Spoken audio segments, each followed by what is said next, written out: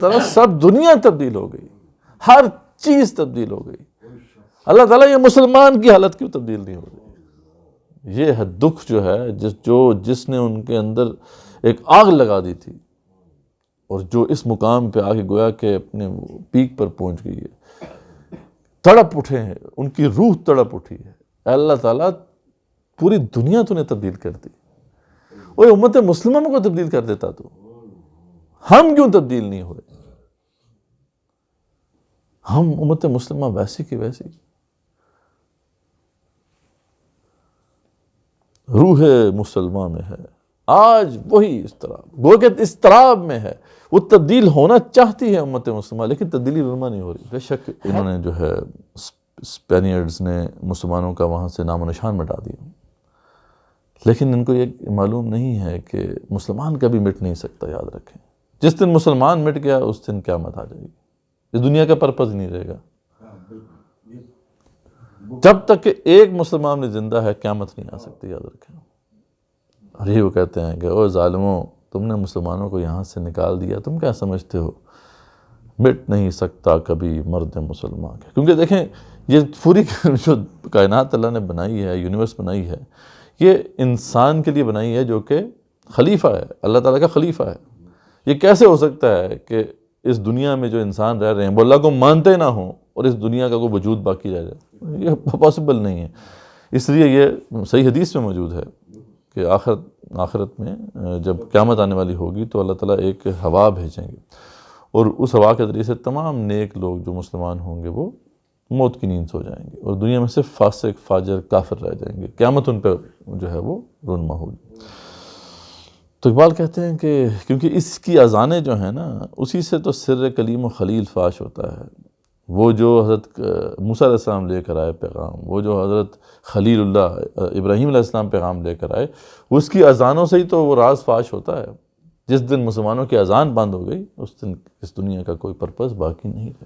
Baghdad میں آپ کو دنیا کے ٹاپ سائنٹسٹ، دنیا کے ٹاپ تھنکرز آپ کو ملتے تھے، اور کوئی جگہ جانے کی ان کی تھی ہی نہیں، کیونکہ روشنی کا اتنا بڑا مینار پیدا کھڑا کر دیا تھا انہوں نے۔ علم کی محبت اتنی زیادہ تھی، آپ ذرا پڑھیں نا ذرا یہ ہارون رشید اور مامون رشید نے کیا کیا تھا۔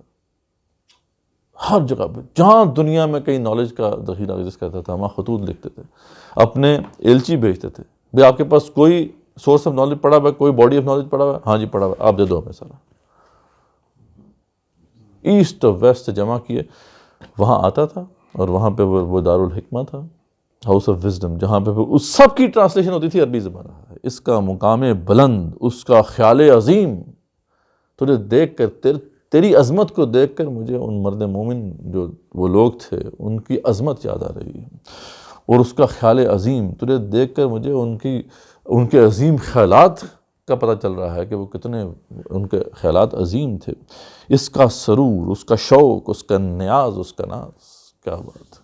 نحمدہ و نصلی علی رسولہ الکریم، اما بعد، فاعوذ باللہ من الشیطان الرجیم، بسم اللہ الرحمن الرحیم۔ والذی ارسل رسولہ بالہدی ودین الحق لیظہرہ علی الدین کلہ ولو کرہ المشرکون۔ صدق اللہ العظیم۔ رب اشرح لی صدری ویسر لی امری واحلل عقدۃ من لسانی یفقہوا قولی واجعل لی وزیرا من اہلی، آمین یا رب العالمین۔ تو پچھلے تقریباً 3 ہفتوں سے جو ہمارا ٹاپک ہے وہ ہے عشق الہی اور عشق رسول، کہ یہ جو جذبات ہیں ان کو ہم اپنے اندر کیسے پیدا کر سکتے ہیں۔ اور اسی حوالے سے ہم نے جو لاسٹ ٹائم ایک بہت ہی اہم مشارہ پاک نظم ہے علامہ اقبال رحمۃ اللہ علیہ کی، اس کو اسٹڈی کرنا شروع کیا تھا، اور اس کا ہم نے کچھ حصہ کور کر لیا تھا۔ انشاءاللہ آج ہم اس کا دوسرا حصہ جو ہے وہ کور کریں گے۔ اصل میں اس کا جو بیک گراؤنڈ تھا وہ یہ تھا کہ علامہ اقبال رحمۃ اللہ کے اندر جو ایک جذبہ بہت شدید حد تک جو ہے وہ موجود تھا، وہ کیا تھا کہ امت مسلمہ جو ہے اس کی جو سطوت گزشتہ ہے، وہ جو اس کی گلوری آف دا پاسٹ ہے، وہ بہت حد تک جو ہے ابھی تک اس کے اثرات کسی حد تک موجود تھے جب ان کے زمانہ تھا، یعنی جب وہ دنیا سے گئے ہیں، اس سے پہلے خلافت عثمانیہ کا خاتمہ ہو چکا تھا، تو انہوں نے اپنی آنکھوں سے کچھ آخری اس کا حصہ دیکھا، وٹنس کیا، اور ان کے سامنے یہ حادثہ رونما ہوا۔ تو یہ ایک دل چیر دینے والا حادثہ تھا کہ وہ امت مسلمہ جس نے پوری دنیا میں 1000 سال تک حکومت کی، اور وہ اس حالت میں ہے آج کہ اس کا کوئی پرسان حال نہیں ہے، اور ایک ہی سمبل رہ گیا تھا خلافت عثمانیہ کا، اور اس کو بھی ختم کر دیا۔ خود کہتے ہیں وہ کہ چاک کر دی ترک نادا نے خلافت کی قبا، سادگی اپنوں کی دیکھ اوروں کی عیاری بھی دیکھ، کہ ترک نادا نے اپنی خلافت کی جو قبا تھی اس کو چاک کر رکھ دیا، پھاڑ دیا، کہ اپنے لوگوں کی سادگی بھی دیکھو کہ کتنے سادہ تھے وہ، اور اوروں کی عیاری دیکھو کہ انہوں نے کس طریقے سے ترک مسلمانوں کو اس بات پہ کنونس کیا۔ اب اس کے پیچھے بڑی تاریخ ہے کس طریقے سے انہوں نے یہ اچیو کیا، یعنی اس کے پیچھے برٹش نے جس طریقے سے مختلف قسم کی چالیں چلیں اور جو ہے فتنے پیدا کیے، فتنے کھڑے کیے، وہ ایک طویل داستان ہے۔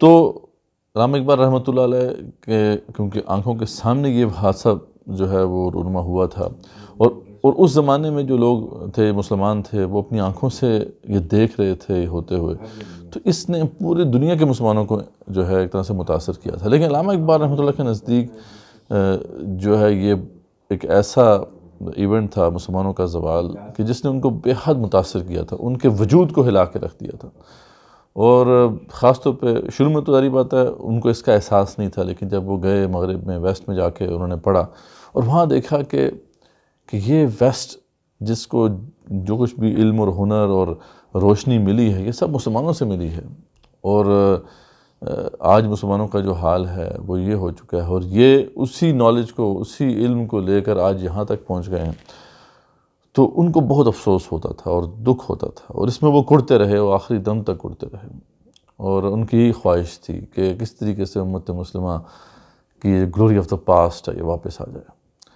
اب اس حوالے سے انہوں نے ظاہری بات ہے مسلمانوں کی جو گلوری آف دا پاسٹ کے بڑے بڑے سمبلز ہیں ان کا مشاہدہ کیا ہوا تھا، وہ خود ہندوستان میں رہتے تھے، وہاں پہ تاج محل ہے، وہاں پہ یہ بادشاہی مسجد ہے، وہاں پہ یہ قلعہ ہے، یہ مطلب سارے انہوں نے دیکھے ہوئے تھے سمبلز، لیکن خاص طور پہ ان کی یہ خواہش تھی دل میں کہ میں اسپین کو جا کے دیکھوں، کیونکہ یہ وہ جگہ تھی جہاں پر پھر مسلمانوں نے بہت ترقی کی، اور تقریباً 800 سال تک وہاں پر ایک بڑی شان سے حکومت کی، اور یہیں سے جو علم اور ہنر کے جو بھی خزانے تھے وہ بھی یورپ میں پہنچے، اور یورپ کے اندر بھی انقلاب برپا ہو گیا، اور پوری دنیا جس میں آج ہم رہ رہے ہیں، ماڈرن ورلڈ جسے ہم کہتے ہیں، جدید دنیا، یہ سارے کا سارا جو معاملہ ہے اس کی بنیاد پر وہی علم اور ہنر ہے جو کہ الاندلس، یعنی جو ہماری سرزمین اندلس تھی وہاں پر یہ علم و ہنر موجود تھا، وہیں سے پھر ٹرانسفر ہوا تریدو کے مقام پر، کہا جاتا ہے کہ جہاں پر یہ لوگ آیا کرتے تھے پڑھنے کے لیے، اور پھر یہاں پہ جو یونیورسٹیز تھیں دو بڑی، قرطبہ کی اور گرناطہ کی، وہاں پہ جا کے یہ پڑھا کرتے تھے، اور وہاں سے انہوں نے علم اور ہنر کی یہ روشنی لی، اور جا کے پھر ویسٹ کے اندر اپنے لوگوں کو بتانا شروع کیا، اور وہاں انقلاب آیا۔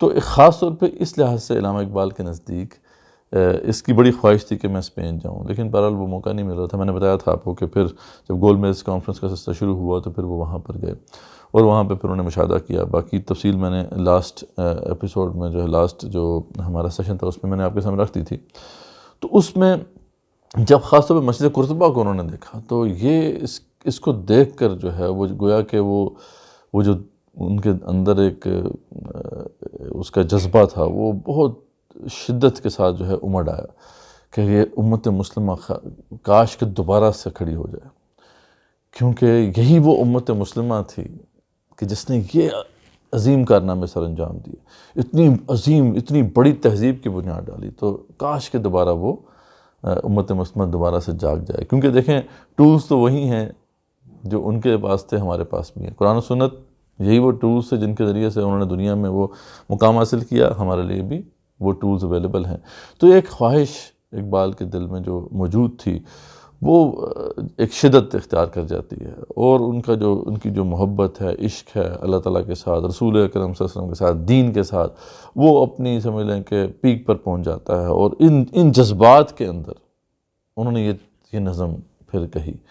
تو یعنی اس کے اندر گویا کہ جذبہ عشق جو ہے نا وہ سرایت کیے ہوئے ہے، ایک ایک شعر میں آپ دیکھیں گے کہ ان کا وہ جو جذبہ ہے وہ بھرا ہوا ہے، وہ گویا کہ ٹپک رہا ہے اس کے۔ تو اس لیے یہ جو نظم ہے جب بھی آپ پڑھتے ہیں تو آپ کے اوپر عجیب کیفیت آ رہی ہوتی ہے۔ میں اگر آپ کو اپنا ایک تاثر بتاؤں، جب بھی جو ہے اس کو میں پڑھتا ہوں یا پڑھاتا ہوں تو وہ پورے دن اس کا اثر رہتا ہے میرے اوپر، ایک اسی کیفیت میں گویا کہ ہم جو ہے چلے گئے ہیں جس میں علامہ اقبال رحمۃ اللہ علیہ، یہ شاعر کا کمال ہوتا ہے، علامہ اقبال کو اللہ تعالیٰ نے کمال عطا کیا تھا۔ تو کوشش کرتے ہیں دوبارہ سے ذرا آپ کو علامہ اقبال کے خیالات کی سیر کراتے ہیں کہ کیا کچھ ان کے خیالات میں چل رہا تھا، کیونکہ جذبہ آپ کو بھی فیل ہو، اصل میں فیل نہ ہوا تو مزہ نہیں آئے گا، تو کوشش کریں ذرا اس کو فیل کریں۔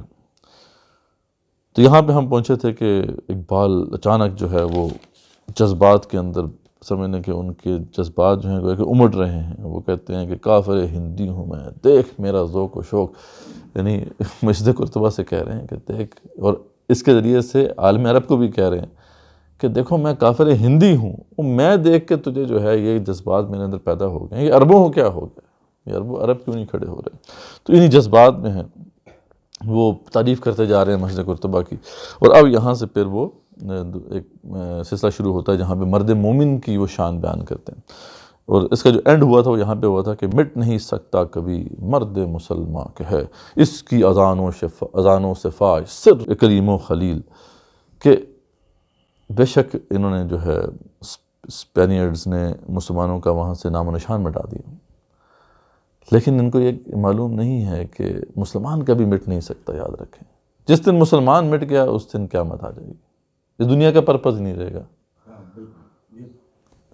جب تک کہ ایک مسلمان میں زندہ ہے قیامت نہیں آ سکتی، یاد رکھیں۔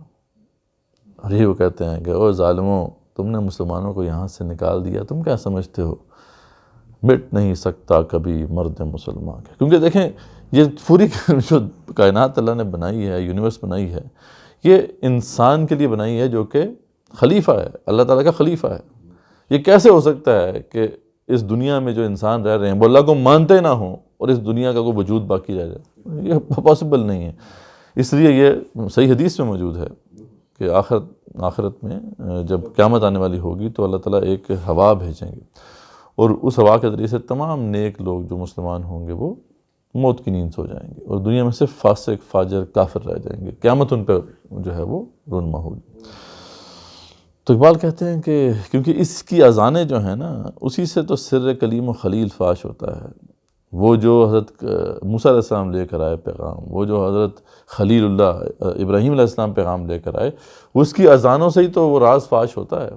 جس دن مسلمانوں کی اذان بند ہو گئی اس دن اس دنیا کا کوئی پرپس باقی نہیں رہے گا۔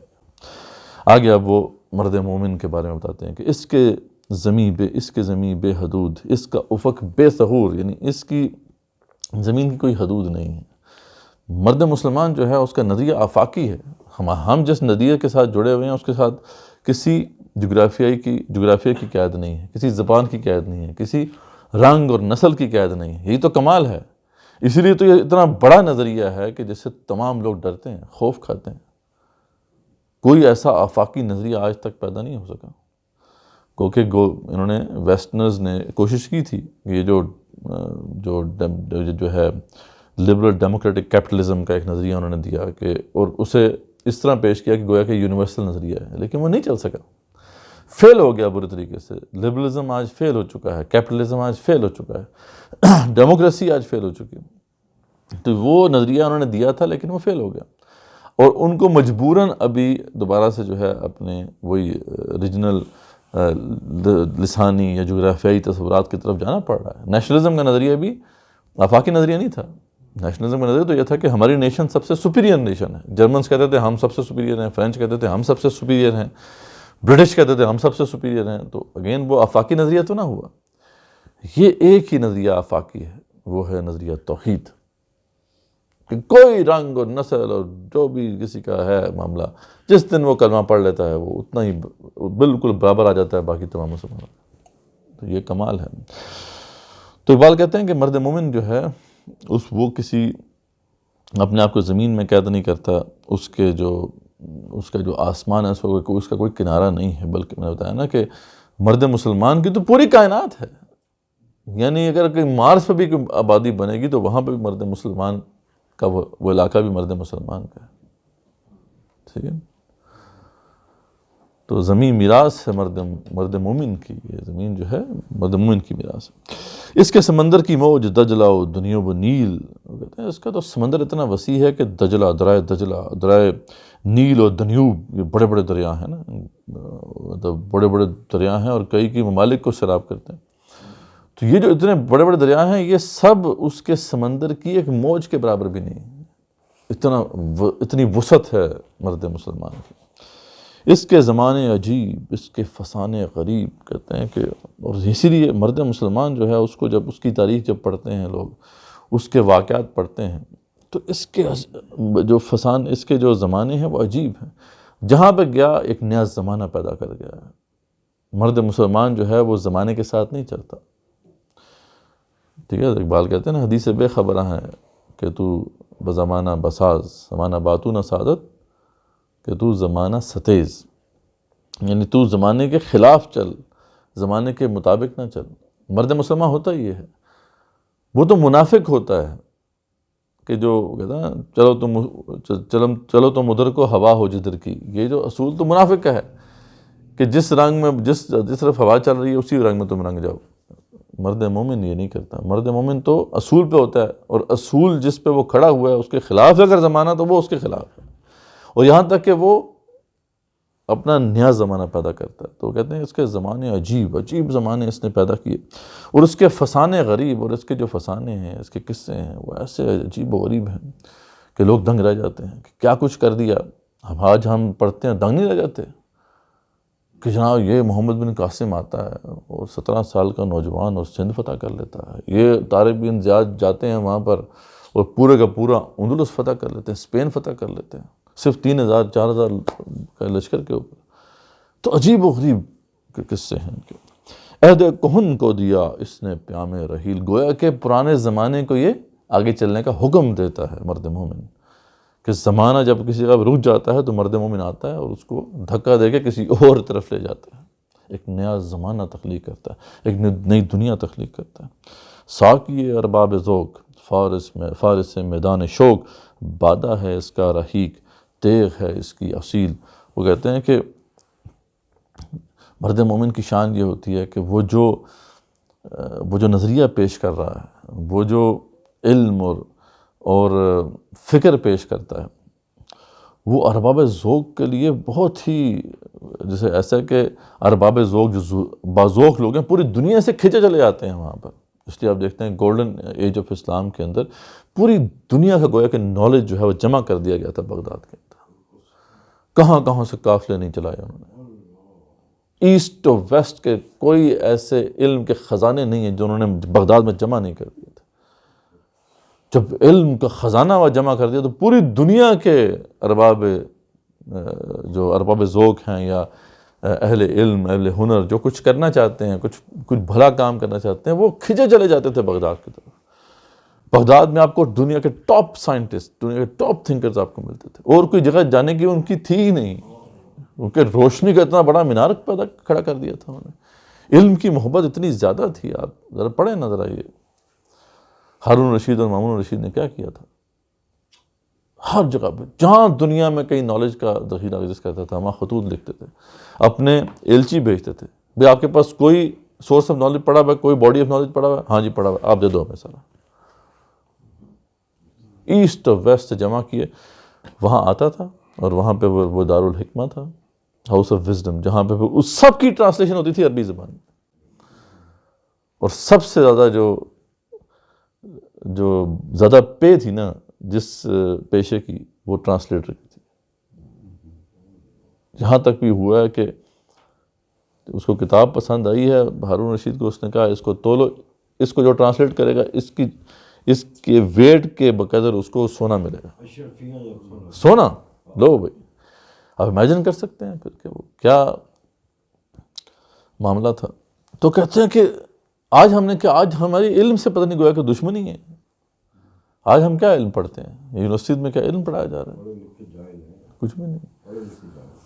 ہم تو علم پڑھ ہی نہیں رہے ہیں، ہمارے ٹیچرز کو خود پتہ نہیں ہے کہ کیا علم ہوتا ہے۔ انہوں نے کیا اسٹوڈنٹس کو پتہ بڑھانا ہے؟ اسٹوڈنٹ سارے کے سارے صرف اس لیے کرتے ہیں ڈگری مل جائے، اس کے بعد پھر نوکری ملے، اور بس علم کی محبت ہی ختم ہو گئی۔ کہ ہونا تو یہ چاہیے تھا کہ ہم پوری دنیا کا نالج، اردو زبان ہماری اردو زبان ہے، اردو زبان میں ٹرانسلیٹ کرتے، یہاں پہ ہاؤس آف وزڈم بنتا اور وہ علم کا خزانہ یہاں پہ جمع ہوتا، لیکن ہم نے تو علم سے گویا کہ نفرت ہے۔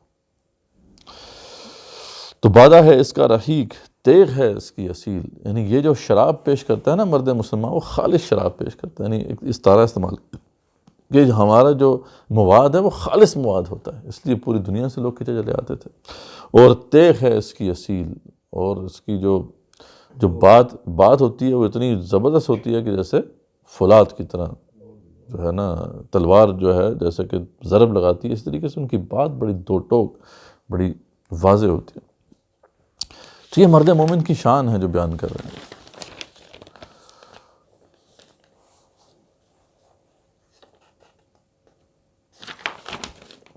ہاں، مرد سپاہی ہے، مرد سپاہی ہے وہ، اس کی زرہ لا الہ۔ گویا کہ مرد مسلمان کیا ہے؟ یہ اللہ کا سپاہی ہوتا ہے، اور اس کی زرہ لا الہ ہوتی ہے۔ بس اس لا الہ کو لے کے وہ چلتا ہے، پوری دنیا میں یہ کمالات اس کے نظر آتے ہیں۔ سایہ شمشیر میں اس کی پناہ لا الہ، اور اگر کہیں وہ شمشیروں کے آگے آ جائے، یعنی جب زیادہ تلواریں اس کے اوپر کھڑی ہو جائیں، تب بھی اس کی جس میں یہ پناہ لیتا ہے وہ لا الہ میں پناہ لیتا ہے۔ اس کا ایک ہی بھروسہ ہوتا ہے اور وہ اللہ کا بھروسہ ہوتا ہے۔ تجھ سے ہوا آشکار بندہ مومن کا راز۔ اب یہاں پہ نا وہ کبھی مسجد قرطبہ سے مخاطب ہوتے ہیں، کبھی مرد مومن کو یاد کرتے ہیں، تو وہ اگین جیسے مسجد قرطبہ کے سامنے بیٹھے ہوئے ہیں، کبھی مسجد قرطبہ پہ نظر پڑتی ہے اور اس کی شان دیکھ کر جو ہے اس کی تعریفیں کرنے لگتے ہیں، کبھی وہ خیالات جو ہیں مرد مومن کی طرف منتقل ہو جاتے ہیں کہ وہ کون لوگ تھے بھائی جن کے ساتھ ہمارا تعلق ہے، کیا کچھ کر کے گئے وہ دنیا میں، کبھی ان کی تعریف کر رہے ہیں۔ گویا کہ وہ خیالات ہیں نا، وہ ایک مسلسل ایک ٹھاٹھے مارتے ہوئے دریا کی مانند ہیں، اور وہ بس نکلتے جا رہے ہیں۔ تجھ سے ہوا آشکار بندہ مومن کا راز۔ اے مسجد قرطبہ، تجھے دیکھ کر تو مرد مومن کا راز معلوم ہو جاتا ہے کہ مرد مومن کیسا ہوتا ہے۔ اس کے دنوں کی تپش، اس کی شبوں کا گداز، یعنی اس کے شب و روز کیسے گزرتے تھے۔ تجھے دیکھ کے تو مجھے مرد مومن کے شب و روز یاد آ رہے ہیں کہ ان کے دنوں کی تپش، دن میں وہ محنت کرتے تھے، جدوجہد کرتے تھے، اور شبوں کا گداز، راتوں کو اللہ کے سامنے گڑگڑاتے تھے، روتے تھے، دعائیں کرتے تھے۔ تو تجھے دیکھ کر جو ہے مجھے ان کا کردار یاد آ رہا ہے، اس کا مقام بلند، اس کا خیال عظیم۔ تجھے دیکھ کر، تیری عظمت کو دیکھ کر مجھے ان مرد مومن جو وہ لوگ تھے ان کی عظمت یاد آ رہی ہے، اور اس کا خیال عظیم۔ تجھے دیکھ کر مجھے ان کے عظیم خیالات کا پتہ چل رہا ہے کہ وہ کتنے ان کے خیالات عظیم تھے۔ اس کا سرور، اس کا شوق، اس کا نیاز، اس کا ناز، کیا بات ہے کہ وہ کیا سرور میں، کس سرور میں وہ رہتے تھے مرد مومن، اور ان کا کیا شوق تھا، کیا جذبہ تھا، کیا پیشن تھا، ان کا نیاز کیا تھا۔ دنیا سے وہ بے نیاز تھے، اللہ کے لیے جیتے تھے، اور ان کا اس پہ ناز تھا، ان کو اس پہ فخر تھا۔ تو تجھے دیکھ کر مجھے یہ سارے مرد مومن کی صفات جو ہیں ان کا اندازہ ہو رہا ہے۔ ہاتھ ہے اللہ کا بندہ مومن کا ہاتھ، بڑا ہی مشہور اقبال کا شعر، اور بہت ہی زبردست شعر ہے کہ گویا کہ اللہ کا جو ہاتھ ہے اس دنیا میں مرد مومن کا ہاتھ ہوتا ہے۔ اس دنیا میں اللہ تعالیٰ کام مرد مومن سے لیتے ہیں، یاد رکھیں۔ مرد مومن جب اس مقام پہ پہنچ جاتا ہے کہ اللہ تعالیٰ پورا اس پہ ٹرسٹ کرتے ہیں، تو پھر اللہ تعالیٰ اس دنیا میں اپنے امور اس مرد مومن کے ہاتھ سے سر انجام دیتے ہیں۔ اللہ، وہ بھی ہے نا وہ حدیث بڑی مشہور جو ہے کہ جب بندہ جو ہے پہلے وہ فرائض بجا لاتا ہے، اس کے ذریعے سے اللہ کے قریب ہوتا ہے، پھر وہ نوافل بجا لاتا ہے، یہاں تک کہ اللہ تعالیٰ اس کے ہاتھ بن جاتے ہیں جس سے وہ پکڑتا ہے، پاؤں بن جاتے ہیں جس سے وہ چلتا ہے۔ تو یہ ساری وہ جو کیفیات بیان کی گئی ہیں کہ مرد مومن جو ہوتا ہے پھر اللہ اس کے ذریعے سے اس دنیا میں بڑے بڑے کام کراتے ہیں۔ اس کو پھر اقبال نے اپنی وہ جو مشہور خطبات ہیں اس میں کو ورکر ود گاڈ کا نام دیا کہ مرد مومن گویا کہ اللہ کے ساتھ کو ورکر، اللہ تعالیٰ پریولیج دیتے ہیں مرد مومن کو، حالانکہ یہ کام اللہ کا ہے۔ اللہ کہتے ہیں مرد مومن کو آ میرے ساتھ، آ اس کائنات کی جو ہے وہ کے معاملات کو، اس زمانے کو آگے بڑھائیں، کیونکہ اس کی کوئی حیثیت نہیں ہے، لیکن کیونکہ اس کا مقام اتنا بلند ہو گیا ہے، اپنی سوچ کو اتنا پیور کر لیا کہ اللہ تعالیٰ خود اس کو پریولیج دیتے ہیں۔ ہاتھ ہے اللہ کا بندہ ہے مومن کا ہاتھ، غالب و کار آفرین، کار کشا کار ساز، کہ مرد مومن کا پھر ہاتھ جو ہے وہ ایسا اللہ کا ہاتھ بن جاتا ہے کہ وہ ہر جگہ غالب ہو، جہاں جائے گا وہ غلبہ حاصل کرے گا، اور جو ہے یہ جہاں جائے گا وہ بگڑے ہوئے کام جو ہے وہ سجھا دے گا، وہ کام بنا دے گا۔ تو مرد مومن پھر اس مقام پہ پہنچ جاتا ہے۔ تو مجھے اے مسجد قرطبہ تجھے دیکھ کر جس کمال سے تجھے بنایا گیا ہے، مجھے ان کی صفات یاد آ رہی ہیں۔ خاکی و نوری نہاد بندہ مولا صفات، ہر دو جہاں سے غنی اس کا دل بے نیاز۔ تو مرد مومن کیسا ہوتا ہے؟ ہوتا خاکی ہے لیکن صفات اس کی نوری ہوتی ہیں، فرشتے ایسی صفات ہوتی ہیں، اور بندہ مولا صفات، گویا کہ اس کے اندر اللہ کی صفات کا عکس ہے۔ وہ حدیث ہے نا کہ اللہ کی صفات کو اپنے وجود میں یاد رکھو، اللہ کی جو صفات ہے، اللہ مرد مومن کیا ہوتا ہے؟ نہیں، مرد مومن کیا ہوتا ہے؟ وہ اس کے اندر جلالی صفات بھی ہیں، جمالی صفات بھی ہیں، میں نے پہلے ذکر کیا تھا۔ اللہ تعالیٰ کے اندر بھی جمالی صفات بھی ہیں، جلالی صفات بھی ہیں۔ اللہ تعالیٰ قاہر بھی ہے، اللہ تعالیٰ متکبر بھی ہے، اور اللہ تعالیٰ جو ہے رحیم بھی ہے، اللہ تعالیٰ جو ہے وہ غفار بھی ہے۔ تو مرد مومن کا بھی یہ معاملہ ہوتا ہے، وہ ہلکا یاراں تو بریشم کی طرح نرم، رزم ہو کو باطل ہو تو فولاد ہے مومن، اقبال نے تو مرد مومن کو بار بار اس کی صفات بیان کی ہیں نا، کہ جب ہلکا یاراں میں ہے تو پھر وہ رحیم و کریم ہے۔ جیسے رسول اکرم صلی اللہ علیہ وسلم کی اخلاقیات کے بارے میں کہا جاتا ہے کہ کبھی انہوں نے اپنی ذاتی معاملے میں کسی سے بدلہ نہیں دیا۔ ذاتی معاملہ تھا، کبھی کسی نے کوئی تنگ کیا، کسی نے کوئی نقصان پہنچایا، آپ نے کبھی بدلہ نہیں دیا۔ ہاں، اللہ کے لیے مسئلہ اللہ کے دین کا تھا تو بدلہ دیا۔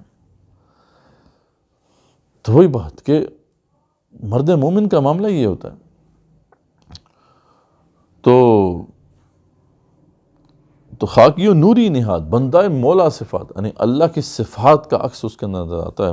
ہر دو جہاں سے غنی اس کا دل بے نیاز، یعنی کہ اس دنیا سے بالکل بے نیاز ہو کر وہ صرف اللہ کی رضا کے لیے سب کچھ کرتا ہے۔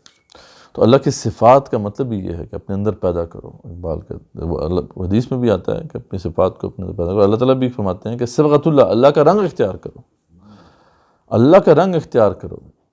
اللہ قہار ہے، تم بھی جہاں پہ حق و باطل کا مارکا ہو تو قہار ہو جاؤ، اور جہاں پہ ہلکا یاراں ہیں، آپس میں بیٹھے ہو، مسلمانوں کے ساتھ ہو تو رحیم ہو جاؤ، غفار ہو جاؤ۔ ٹھیک ہے نا؟ کس دن اللہ تعالیٰ نے فرمایا کہ آپ درگزر کریں، ٹھیک ہے نا، صف نظر کریں، کوئی مسئلہ نہیں، درگزر کریں، صف نظر کریں۔ تو مرد مومن کی شان، اس کی امیدیں قلیل، اس کے مقاصد جلیل، اس کی ادا دل فریب، اس کی نگاہ دل نواز۔ مرد مومن کا تو معاملہ یہ ہوتا ہے، اس کی امیدیں قلیل ہوتی ہیں۔ مرد مومن جو ہے وہ دنیا کی چیزوں کی امیدیں نہیں لگا کے بیٹھا ہوتا۔ جیسے ہمارا معاملہ ہو گیا، تو ہمارے نوجوان جو ہے یہاں پر وہ تو یہی سوچتا ہے کہ اچھی گاڑی، اچھا بنگلہ، اچھا لائف سٹائل بس مل جائے اسے، تو یہ امیدیں ہیں۔ مرد مومن کی امیدیں قلیل ہوتی ہیں، اس کے مقاصد جلیل، لیکن مقاصد بہت بلند ہوتے ہیں، وہ اپنی ذات سے بلند ہو کے سوچتا ہے۔ اس کی ادا دل فریب، اس کی نگاہ دل نواز، اور اس کی جو ادائیں ہیں، یعنی جس طرح وہ اپنی زندگی گزارتا ہے وہ دل فریب ہیں، جو بھی دیکھتا ہے اس کا دل خوش ہو جاتا ہے۔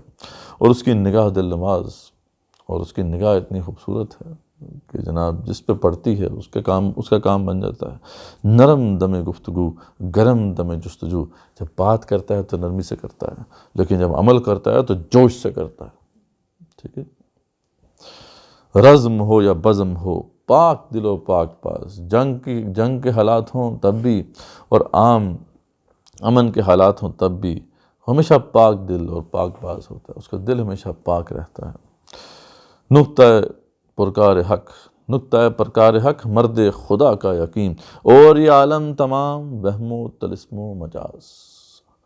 پرکار ہوتی ہے نا، ٹھیک ہے نا، پرکار کا ایک نقطہ سینٹر لگاتے ہیں اور پھر اس کے بعد سرکل وہ کہتے ہیں نقطہ پرکار حق، اس کا جو کھونڈا ہے نا، وہ جو نقطہ ہے وہ حق پر کھڑا ہوا ہے، اللہ تعالیٰ کے اوپر کھڑا ہوا ہے، اس کی باقی ساری زندگی اس کے ارد گرد گھوم رہی ہوتی ہے۔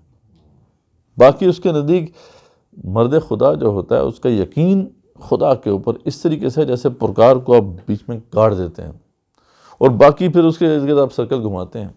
تو اس کے لیے یہ ساری کائنات کی لائف جو ہے اس کی حیثیت ثانوی ہوتی ہے. اور یہ تمام جو کائنات ہے یہ وہم ہے، طلسم ہے یا مجاز، اس کی کوئی حیثیت نہیں ہے، صرف وہم ہے اس کے نزدیک یا طلسم ہے. اس کی کوئی ریئل حقیقت اس کے لیے نہیں ہوتی ہے. اس کا مطلب اس کا سوچ، اس کی سوچ کا، اس کے عمل کا مرکز و محور صرف اللہ اور اس کی رضا ہے بس. عقل کی منزل ہے وہ، عشق کا حاصل ہے وہ. اگر عقل، پیور عقل کو آپ دیکھ لیں جو بالکل صاف ستھری عقل ہوتی ہے، تو اس کی اگر منزل آپ نے دیکھنی ہے تو مرد مومن ہے. اگر عشق کا حاصل آپ نے دیکھنا ہے کہ اگر عشق کسی کو ہو جائے تو کیا جنریٹ ہوتا ہے اس سے، تو مرد مومن جنریٹ ہوتا ہے اس سے. حلقہ آفاق میں گرمی محفل ہے وہ، گرمی محفل ہے وہ کہ حلقہ آفاق پوری یونیورس میں اگر آپ دیکھیں تو جو بھی یہاں پہ رونق ہے نا وہ اسی مرد مومن کی وجہ سے. یہ مرد مومن نہ رہے یہ کائنات جو ہے تباہ و برباد ہو جائے، اگلی ہو جائے. اس میں جو بھی آپ کو خوبصورتی نظر آتی ہے، جو بھی نور نظر آتا ہے، یہ مرد مومن کی وجہ سے ہے اور کسی وجہ سے نہیں ہے. یہ امپورٹنس ہے مرد مومن کی. کعبہ ارباب فن سطوت دین مبین. اب وہی تعریف کر رہے ہیں مرد مومن کی. پھر دوبارہ مسجد قرطبہ کی طرف نگاہ جاتی ہے. اب وہ بیٹھے ہوئے ہیں نا سامنے، وہ خیالات ہیں جو بس وہ اس کا ایک طوفان ہے جو آیا ہوا ہے ذہن میں. اب پھر مسجد قرطبہ کی طرف دیکھ رہے ہیں. کعبہ ارباب فن اتنی تو خوبصورت بنائی گئی ہے کہ گویا کہ جتنے بھی اہل فن ہیں ان کے لیے تو کعبے کی حیثیت رکھتی ہے. جیسے کعبہ مسلمانوں کے لیے ہے تو وہ تجھے دیکھنے آتے ہیں، تجھ سے سیکھتے ہیں. سطوت دین مبین، اور دین مبین کی جو گلوری ہے اس کا تو نشان ہے، سمبل ہے، symbol of the glory of the past of the Muslim امہ. تو سمبل ہے. اور تجھ سے حرم مرتبہ اندلسیوں کی زمین، اندلس کی زمین پہ اگر تو نہ ہوتا تو ہمارے لیے کیا تیری حیثیت تھی؟ اے اندلس کی زمین، تیری حیثیت کیا ہے ہمارے نزدیک اگر اس پہ مسجد قرطبہ نہ ہوتی؟ مسجد قرطبہ سمبل ہے مسلم رول کا. تو اقبال کہہ رہے ہیں کہ تیری وجہ سے تو آج یہ زمین بھی ہمارے لیے حرم کی طرح ہے، جہاں پہ اللہ کا گھر ہو. مسجد بھی اللہ کا گھر ہے نا، تو جہاں پہ اللہ کا گھر ہو وہ ہمارے لیے مقدس زمین ہے. تو ہے تہ گردوں اگر حسن میں تیری نظیر، کہ تو اتنی حسین ہے، اتنی خوبصورت ہے کہ اس دنیا میں اگر تیری مثال ہم لے کے آنا چاہیں تو نہیں ملتی. قلب مسلمان میں ہے اور نہیں ہے کہیں. ہاں مسلمان کے دل کے اندر تو وہ ہو سکتا ہے، اس کی ہو سکتی ہے مثال، اور نظر نہیں آتی. آہ وہ مردان حق، وہ عربی شاہ سوار. اگین اب وہ دکھ جو ہے نا وہ انووک ہوا ہے. وہ کاش کہ وہ مردان حق دوبارہ آ جائیں. وہ مردان حق جنہوں نے یہ عظیم سویلائزیشن جو ہے اس کی بنیاد ڈالی. آج وہ عرب کدھر ہیں؟ کہاں گئے وہ کہتے ہیں نا قافلہ حجاز میں ایک حسین بھی نہیں. اقبال نے جو ایک جگہ پہ کہا گرچہ ہے تابدار ابھی گیسوئے دجلہ و فرات. دجلہ و فرات تو وہی ہیں، یہ علاقے تو وہی ہیں، لیکن ایک حسین نہیں پیدا کر پا رہے. آج ہم پتہ نہیں 1.5 بلین تو ہو گئے ہیں، بعض کہتے ہیں 2 بلین تک شاید پہنچ گئے ہیں، لیکن پھر بھی ایک بندہ پیدا نہیں کر پا رہے.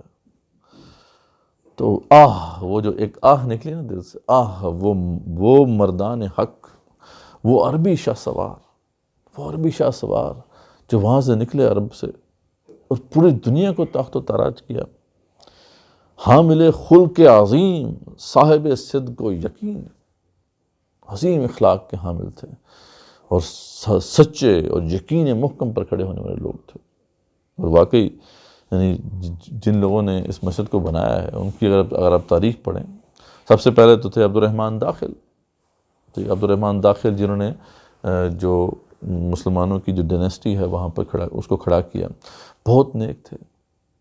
ان کے کمالات جو ہیں مسلم ہیں، پوری مسلمان ان کو مانتے ہیں کہ بہت نیک، بہت ہی جو ہے اللہ سے محبت کرنے والے ایک عظیم مسلمان رہنما تھے. بہادر، عظیم اور بہادر مسلمان رہنما تھے. سب سے پہلے اس کی بنیاد جو ہے عبدالرحمن داخل نے رکھی تھی. عبد الرحمن داخل اول جنہیں کہتے ہیں۔ پھر اس کے بعد جو اس کی مزید ایکسٹینشن کی وہ ان کے بیٹے تھے ہشام اول جنہیں کہتے ہیں، وہ بھی بہت ہی نیک انسان تھے، اور بعض جو ہمارے مورخین ہیں انہوں نے تو ان کو کمپیئر کیا ہے عمر بن عبدالعزیز سے، کہ ان کا جو دورہ حکومت تھا وہ بالکل اس کی وہی شان نظر آتی ہے جو عمر بن عبدالعزیز کی حکومت میں شان نظر آتی ہے، کہ عدل اتنا زبردست ہو گیا تھا کہ وہ جو کہا جاتا ہے نا کہ ایک شخص نے دیکھا کہ بھیڑیا جو ہے بکری کو کھا گیا، انہوں نے کہہ دیا کہ آج عمر بن عبدالعزیز جو ہے دنیا میں نہیں رہے، کہ بھیڑیا اور بھیڑ بھی ایک ہی گھاٹ سے پانی پیتے تھے۔ تو یہ جو ہشام اول ہیں ان کا بھی وہی مزاج تھا، ایک تو دنیا سے بے نیاز تھے، فقر میں رہنا پسند کرتے تھے، زیادہ وہ جو جاہ و جلال ہوتا ہے بادشاہت کا، حالانکہ اتنی بڑی سلطنت کے یہ حاکم تھے، لیکن یہ ہے کہ دنیا سے بالکل بے نیاز تھے۔ وہ بڑے غریب پرور تھے، بہت نیک اور بہت ہی بہادر ایک مسلمانوں کے رہنما تھے، بادشاہ تھے۔ اور تیسرے جو شخص ہیں، تیسرے جو لیڈر ہیں جنہوں نے پھر اس کی آخری یعنی جو لاسٹ اس کی جو ایکسٹینشن ہوئی، ان کا نام ہے ابن ابی عامر المنصور۔ یہ بھی بہت ان کے بھی کمالات جو ہیں وہ پورے ہمارے مورخین نے جو ہے نقل کیے ہیں۔ 36 سال یہ جو حکومت میں رہے تو انہوں نے 36 سے اوپر جو ہے مار کے کیے، جنگیں کی، اور ان میں سے کسی میں بھی شکست نہیں کھائی، بہت بہادر تھے۔ اور ان کے جو زمانے میں وہی شان نظر آتی جیسے عمر بن خطاب کے زمانے کی شان تھی، کہ اسی طریقے سے جیسے عمر بن خطاب جو ہے وہ شام کو نکل کے گشت کیا کرتے تھے، گھر گھر جا کے دیکھتے تھے کیا حالات ہیں، اور وہاں پہ لوگوں کا خیال کرتے تھے، ان کا بھی یہی معاملہ نظر آتا ہے۔ تو یہ وہ لوگ ہیں جنہوں نے مسجد قرطبہ کو بنایا۔ تو اقبال کو تبھی تو یہ یاد آ رہے ہیں، تبھی تو پھر وہ بار بار ان کا ذکر کر رہے ہیں کہ آہ وہ مردان حق وربی شاہ سوار، حامل خلق عظیم، صاحب صدق و یقین، جن کی حکومت سے ہے فاش یہ رمز غریب۔ ان کی حکومت کو دیکھ کر یہ راز جو ہے وہ آشکارا ہو جاتا ہے، یہ راز، اس راز سے پردہ ہٹ جاتا ہے۔ سلطنت اہل دل فقر ہے شاہی نہیں۔ اہل دل کی جو سلطنت ہوتی ہے وہ فقر کے اوپر ہوتی ہے، وہ بادشاہوں کے جو ٹھاٹ باٹ ہوتے ہیں اور ان کی جو بھی گلوری ہوتی ہے وہ، اور جو ان کی عیاشیاں ہوتی ہیں اس میں نہیں پڑتے، بلکہ وہ فقر کی زندگی، سادہ زندگی گزارتے ہیں، اور اس منصب کے اوپر بیٹھ کر وہ خدمت کرتے ہیں، دین کی خدمت کرتے ہیں، انسانوں کی اور مسلمانوں کی۔ تو یہ جو ہے جن کی نگاہوں نے کی تربیت شرق و غرب، یہ تو وہ کمال لوگ ہیں جنہوں نے ایسٹ اور ویسٹ میں رہنے والے انسانوں کی تربیت کر دی۔ اس کا اشارہ وہ بھی ہے کہ انہی کی وجہ سے پھر روشنی جو ہے علم اور حکمت کی وہ پھر ویسٹ یعنی یورپ کے اندر گئی۔ ظلمت یورپ میں تھی جن کی خرد راہ بھی، یعنی یورپ کی اندھیروں میں جن کی خرد، جن کی جو انٹلیکٹ ہے، جن کا جو وزڈم ہے، وہ ایک راہ بین کی حیثیت رکھتی ہے۔ جن کے لہو کے طفیل آج بھی ہیں اندرسی، کہ ان کے اثرات اتنے زیادہ ہیں اس خطہ سرزمین پر کہ آج بھی اندلسی جب ہم ان کو دیکھتے ہیں، اسپینیئرز جو ہیں ان کو دیکھتے ہیں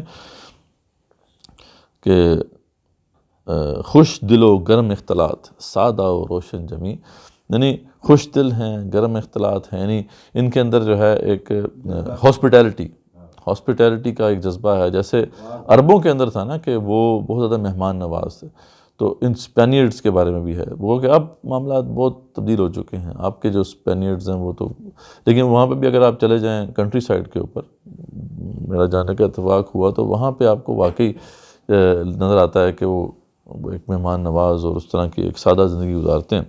سادہ و روشن جمی یعنی خوش مزاج ہیں، ایسا نہیں ہے کہ مطلب جیسے کہ عام طور پہ آپ جائیں نا کبھی ویسٹرن کنٹریز کے اندر جو ویسٹرنرز ہیں، خاص طور پہ یورپینز ہیں، یہ تو بہت زیادہ نسل پرست ہیں، تو یہ آپ کو بس چہرے پہ کام گوبی ہیں اور دل بہت تنگ ہیں، کوئی مطلب یہ ہے کہ مہمان نواز بالکل بھی نہیں ہے، بس یہ ہے کہ چہرے پہ آپ کو بس وہ اسمائل دے دیں گے، اندر ان کے اندر جو ہے ان کو کوفتی ہوتی ہے آپ کو دیکھ کر۔ لیکن اسپینیئرز کا معاملہ ڈیفرنٹ ہے، تو کہتے ہیں کہ یہ کس وجہ سے ہے، کیونکہ مسلمان یہاں پہ رہ کے گئے ہیں، آج تک ان کے اثرات ان کے اوپر ہیں۔ آج بھی اس دیس میں عام ہے چشم غزال، اور نگاہوں کے تیر آج بھی ہیں دل نشیں۔ وہ کہتے ہیں کہ چشم غزال ایک ہرن کی آنکھ کو کہتے ہیں نا، ہرن کی جو آنکھ ہوتی ہے بڑی خوبصورت ہوتی ہے، اور اس میں حیا بھی ہوتی ہے، با حیا ہوتی ہے۔ تو اقبال کہتے ہیں کہ آج بھی ان کی عورتوں میں حیا نظر آتی ہے، ٹھیک ہے، اور نگاہوں کے تیر آج بھی ہیں دل نشیں، اور آج بھی جو ہے اگر ان کی نگاہ کہیں پڑ جائے تو دل جو ہے ہل کے رہ جاتا ہے۔ اتنی خوبصورت بھی ہیں لیکن یہ ہے کہ حیا ان کے اندر ہے۔ تو اقبال کہہ رہے ہیں کہ اس جگہ پہ یعنی ویسٹ کے اندر تو حیا تو ختم ہو چکی ہے، لیکن اس خطہ زمین میں انہوں نے یہ دیکھا، مشاہدہ کیا کہ جو ان وہاں کی عورتیں ہیں ان کے اندر حیا بہت ہے۔ خیر اب یہ معاملہ تو تبدیل ہو چکا ہے، یعنی جو خرابیاں جو ہیں بلکہ ان سے آگے بڑھ چکے ہیں اب یہ لوگ، یعنی بے حیائی اور بے شرمی اور اس کے اندر تو بہت آگے بڑھ چکے ہیں۔ لیکن اس وقت جب کہ اقبال گئے ہوں گے تو آپ امیجن کر سکتے ہیں کہ اس وقت وہ اثرات ان کے اندر تھے۔ عرب کلچر بہت زیادہ آپ کو اس کی چھاپ نظر آتی ہے، اسی طریقے سے جیسے عرب میں آپ جائیں تو کافی وہ پیتے ہیں، عربک کافی، یہاں بھی آپ ہر جگہ پہ جائیں گے تو کافی سٹالز لگے ہوئے ہیں، اسی طریقے سے انداز ان کا وہی ہے۔ تو اقبال کہتے ہیں کہ یہ سب اثرات ہیں کہ یہ یہاں سے گئے ہوئے عرصہ ہو گیا، لیکن یہ ہے کہ یعنی یہ بھی عبادت 13 سینچری میں مسلمانوں کے یہاں سے حکومت ختم ہو گئی تھی، لیکن اس کے بعد سے لے کر اقبال وہاں پہ گئے ہیں 20 سینچری میں، ٹھیک ہے، 30s میں وہاں پہ گئے۔ تو اب آپ دیکھ سکتے ہیں نا کہ اتنا عرصہ گزر گیا، لیکن اقبال کہہ رہے ہیں کہ ابھی تک اس کے اثرات ان کے اوپر ہیں، ان کا جو رول تھا اس کے۔ بوئے یمن آج بھی اس کی ہواؤں میں ہے، گویا کہ ایسا لگتا ہے اب یمن آ گئے ہیں، ٹھیک ہے۔ رنگ حجاز آج بھی اس کی نواؤں میں ہے، ٹھیک ہے، اس کی صدائیں اور نوائیں ان کے اندر رنگ حجاز ہے۔ دیدہ انجم میں ہے تیری زمین آسماں، پھر دوبارہ سے مسجد قرطبہ کو دیکھ کے تعریف کر رہے ہیں کہ اگر ستارے کی نگاہ سے دیکھیں تو تیری زمین جو ہے وہ آسمان کی طرح معلوم ہوتی ہے، لیکن افسوس صد افسوس کہ صدیوں سے تیری فضا میں اذان نہیں کہی گئی۔ اس لیے تو انہوں نے وہ ریکویسٹ کی تھی نا، مجھے موقع دیں، اور وہ پھر موقع مل گیا، انہوں نے پھر اذان دی اور پھر نماز پڑھی۔ تو ان کو وہ تڑپ اٹھے تھے نا اس پہ کہ اتنی خوبصورت مسجد، اور واقعی ایک فیلنگ آتی ہے جب وہاں جاتا ہے بندہ، ایک مسجد کو دیکھتا ہے تو دنیا میں اور کوئی ایسی مسجد نہیں ہے، شاید کوئی ہو کسی رشیا وغیرہ میں آگے پیچھے جو سینٹرل ایشین سٹیٹس میں جہاں پہ اذانیں وغیرہ نہ ہوتی ہوں، لیکن یہ ہے کہ عام طور پہ تو جتنے بھی ممالک ہیں مسلم ممالک وہ عام طور پہ اب آزاد ہو چکے ہیں، یعنی آزاد اس لحاظ سے ہیں کہ کلونیل راج سے وہ نکل چکے ہیں براہ راست، ہاں انڈائریکٹلی تو ہم ابھی تک ان کے غلام ہیں۔ تو وہاں پہ مسجدیں آباد ہیں، ادھر ہندوستان میں بھی چلے جائیں تو مسجدیں آباد ہیں، وہاں پہ بھی جو بھی بڑی بڑی مسجدیں ہیں ان میں اذانیں ہوتی ہیں، اور ہم بھی یہاں پہ بھی دیکھ رہے ہیں اذانیں ہوتی ہیں، لیکن یہ ہے کہ یہ اتنی بڑی مسجد تھی جو مسلمانوں کی، یہ اذان سے جو ہے وہ اذان یہاں پہ نہیں ہو رہی، تو اقبال کو اس پہ بڑا دکھ اور افسوس تھا۔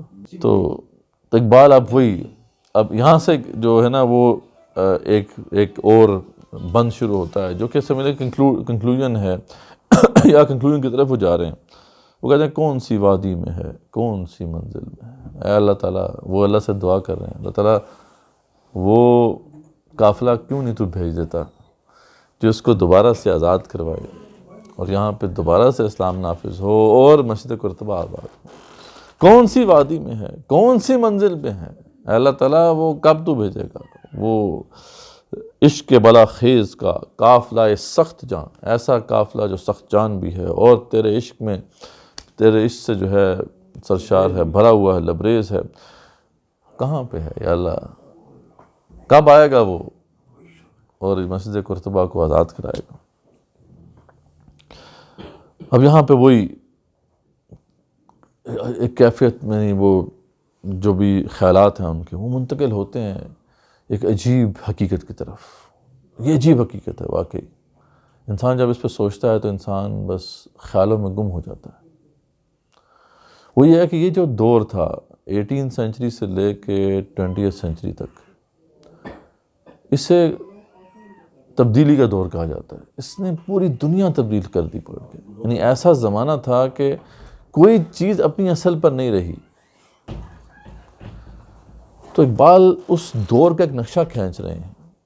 اقبال کہتے ہیں کہ اس دور نے کسی قوم کو نہیں چھوڑا، دنیا کے کسی خطے کو نہیں چھوڑا، ہر کسی کو ٹرانسفارم کر کے رکھ دیا۔ دیکھ چکا المنی شورش احیاء دین، شورش اصلاح دین۔ المنی جرمنی کا پرانا نام ہے۔ جرمنی نے بھی وہ ریفارمیشن کی تحریک دیکھ لی، وہاں پہ ریفارمیشن کی بہت بڑی تحریک کھڑی ہوئی تھی جو چرچ کے خلاف تھی۔ بیسیکلی وہ تحریک جو تھی وہ تھی ہی اصلاح چرچ کے لیے۔ مارٹن لوتھر جو تھا اس نے تحریک کھڑی کی تھی۔ تو اقبال کہتے ہیں کہ جرمنی نے بھی دیکھ لیا کہ بڑی تحریک وہاں کھڑی ہوئی، جس نے نہ چھوڑے کہیں نقش کہن کے نشان، جس نے پرانے جو نقوش تھے ان کو ختم ہی کر کے رکھ دیا۔ کیتھولک چرچ کے خلاف پروٹیسٹنٹ تحریک کھڑی ہوئی تھی، آپ کو پتہ ہے۔ اور مارٹن لوتھر نے کہا تھا کہ یہ جو ہے نا، یہ پوپ ان کی اس کی اجارہ کو ہم نہیں مانتے، ہم کتاب کو ڈائریکٹ پڑھیں گے۔ اور یہ اس نے پہلے جو سب سے پہلے جو خود ٹرانسلیٹ کیا تھا بائبل کو، اور کہا تھا کہ بائبل پڑھنا شروع کرو۔ تو اس لحاظ سے بہت بڑی ایک تحریک اس نے کھڑی کی۔ تو اقبال کہتے ہیں کہ جرمنی والوں نے بھی دیکھ لیا یہ اتنا بڑا تغیر وہاں پہ آیا، تبدیلی آئی۔ حرف غلط بن گئی عصمت پیر کنشت، اور ہوئی فکر کی کشتی نازک رواں۔ اور اس تحریک کے نتیجے میں جو اتنی بڑی تبدیلی آئی کہ وہاں پہ جو 1000 سال سے ڈارک ایجز چل رہی تھیں، یعنی 1000 سال سے چرچ کا ایک طرح سے وہاں پہ قبضہ تھا، اس کی ہیجمنی تھی، وہ ختم ہوئی۔ اور جو پوپ کا تقدس جو تھا اتنا اسٹیبلش ہو چکا تھا ان کے اوپر کہ کوئی بات نہیں کر سکتا تھا چرچ کے خلاف، اور اس کو اختیار تھا پوپ کو اور اس کے جو بھی نیچے فوج تھی، جس کو چاہیں جس طرح مرضی جو ہے ایکسپلائٹ کریں، جس طرح مرضی اس کے منہ بند کر دیں، اس کو بے دخل کر دیں۔ پوری بادشاہ تھی ان کی، یعنی بادشاہ اور پوپ مل کے جو ہے حکومت کرتے تھے۔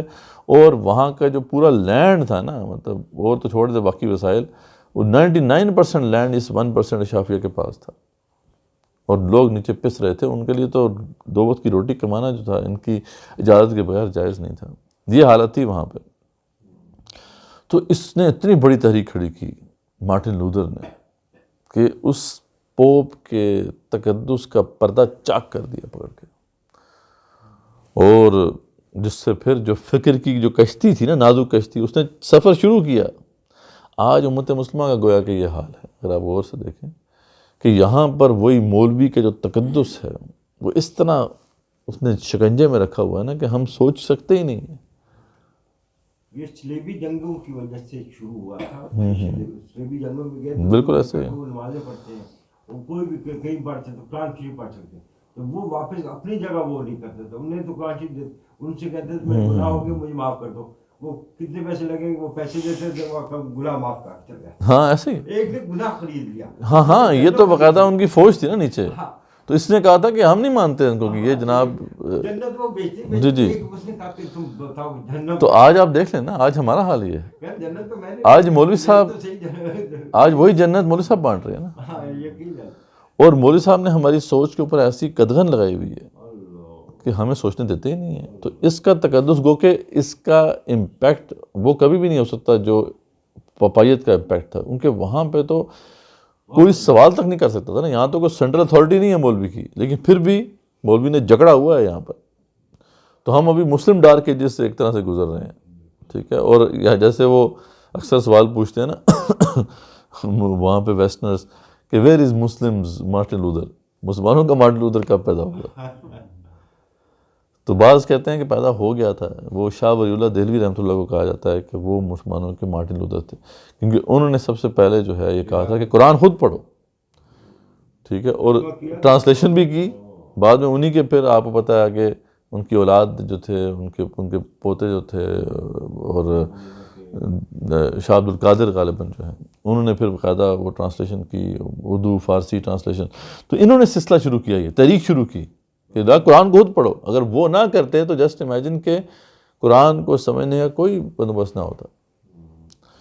تو وہ کہا جاتا ہے کہ شاہ ولی اللہ دہلوی رحمۃ اللہ نے وہ سلسلہ شروع کر دیا، لیکن بڑی بات ہے کہ ابھی ٹائم لگے گا، کتنا ٹائم لگتا ہے وی ڈونٹ نو، لیکن یہ ہے کہ بعض لوگ کہتے ہیں کہ یہ پروسیس شروع ہو چکا ہے امت مسلمہ میں۔ اب مولوی سے جو ہے وہ تنگ آ چکی ہے امت مسلمہ، اب ہاں لوگ خود اب پڑھ رہے ہیں۔ یہ پہ لیگیسی ہے نا، مولانا مودودی رحمۃ اللہ علیہ یا پھر ڈاکٹر اسرار رحمۃ اللہ علیہ، یہ اپنے آپ کو شاہ ولی اللہ کے ہی شاگردوں میں سے شمار کرتے ہیں، ٹھیک ہے۔ تو سلسلہ شروع ہو گیا، لیکن ابھی ٹائم لگے گا، امت مسلمہ کو دوبارہ سے جاگے اور پھر اس مقام پہ پہنچے، ٹائم لگے گا اقبال. لیکن بہرحال وہ ایک جذبہ ان کے اندر ایک جذبہ اتنے زور سے امڑ آ رہا ہے کہ وہ کہہ رہے ہیں کاش کہ یہ جلدی ہو جائے.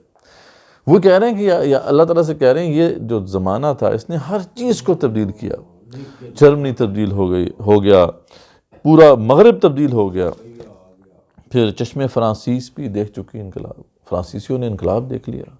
اتنی بڑی تبدیلی رونما ہوئی کہ بادشاہت کی جگہ پہ پھر عوامی جمہوریت کا سلسلہ شروع ہوا، جس سے دگرگوں ہوا مغربیوں کا. جہاں مغربیوں کی پوری دنیا چینج ہو گئی فرانسیسی انقلاب سے. آپ کو پتہ ہے فرینچ ریولوشن نے وہ ایک نیا ایرا جو ہے اس کو وجود بخشا، اور بعد میں پوری دنیا میں آپ دیکھتے ہیں کہ بادشاہتیں گرنا شروع ہوئیں اور جمہوری حکومتیں آنا شروع ہوئیں.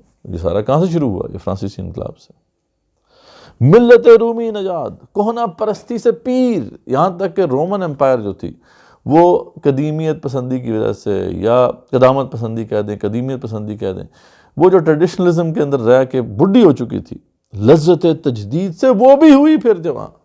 یہ ایسی لہر چلی کہ اس کے اندر بھی تبدیلی آ گئی، وہ بھی جوان ہو گئی. اللہ تعالیٰ سے کہہ رہے ہیں اللہ تعالیٰ سب دنیا تبدیل ہو گئی، ہر چیز تبدیل ہو گئی. اللہ تعالیٰ یہ مسلمان کی حالت کیوں تبدیل نہیں ہو گئی؟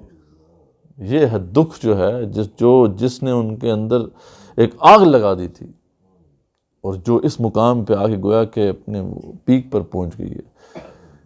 تڑپ اٹھے ہیں، ان کی روح تڑپ اٹھی ہے. اللہ تعالیٰ پوری دنیا تو نے تبدیل کر دی، وہ امت مسلمہ کو تبدیل کر دیتا تو ہم کیوں تبدیل نہیں ہوئے؟ ہم امت مسلمہ ویسی کی ویسی. روح مسلمان میں ہے آج وہی اضطراب، گو کہ اضطراب میں ہے. وہ تبدیل ہونا چاہتی ہے امت مسلمہ، لیکن تبدیلی رونما نہیں ہو رہی.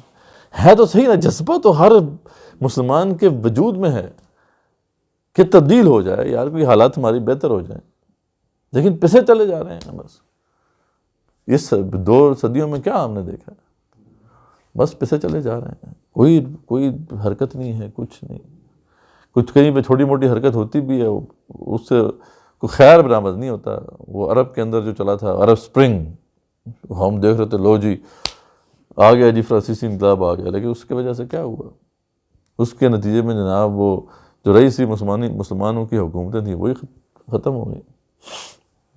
شام گیا، لیبیا گیا، مصر کی جو حالت ہے آپ کے سامنے، عراق گیا، افغانستان گیا، سب گئے. یعنی اس حالت میں ہم پہنچ چکے ہیں. ہم نے کوشش کی بھی تو کدھر اس کا رزلٹ ہی نکلا. اگر اقبال ہوتے تو پھر اس پہ بھی مسیح خوانی کرتے کہ اللہ تعالیٰ ہم نے کوشش بھی کی تو نے پھر بھی ساتھ نہیں دیا.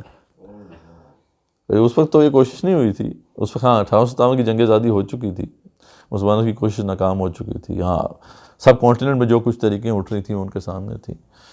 بہرحال روح مسلمان میں ہے آج وہی اضطراب. پھر اقبال خود ہی اس سے پھر اپنے دل کو تسلی گویا کہ دل کو تھام کے ایک بات کہتے ہیں، راز خدائی ہے یہ کہہ نہیں سکتی زباں. کوئی راز ہوگا اس میں اللہ کا، کوئی راز تو ہے چھپا ہوا، کوئی راز تو ہے. وہ راز کیا ہے؟ اقبال نے اس کی طرف اشارہ کیا ہے باقی کسی اور مقامات پہ. وہ راز یہ ہے کہ اب یہ آخری چینج آئے گی. اب اس لیے اللہ نے اس کو ڈیو رکھا ہوا ہے. سب چینج ہو گیا دنیا میں، یہ چینج نہیں ہوا ابھی. اس کا مطلب ہے کہ آخری دور اب آنے والا ہے جس میں پھر اب مسلمانوں کے اندر وہ چینج آئے گی اور پوری دنیا پھر اس کے ذریعے سے چینج ہوگی. راز خدائی ہے یہ کہہ نہیں سکتی زبان. اقبال کہ زبان کہہ نہیں سکتی اسے، لیکن کوئی راز ہے اللہ تعالیٰ. اس میں موسیٰ علیہ السلام کی قوم کا ذکر ہے جس سمجھے ان کو بھی سزا نہیں ملی تھی، ان کے لیے سزا رہتی ہے اور مسلمانوں کے لیے بھی رہتی ہے، گلوری رہتی ہے. مسلمانوں کے لیے گلوری رہتی ہے، سب کو سزا مل گئی. جنہوں نے ان کی سزا ڈیو ہے وہ رہتی ہے، اور امت مسلمہ کی گلوری، فائنل گلوری جو کہ ڈیو ہے. ڈیو کیوں ہے؟ میں نے جو آیت پڑھی آج نظم سے پہلے، وَالَّذِي أَرْسَلَ رَسُولَهُ بِالْهُدَى وَدِينِ الْحَقِّ لِيُظْهِرَهُ عَلَى الدِّينِ كُلِّهِ.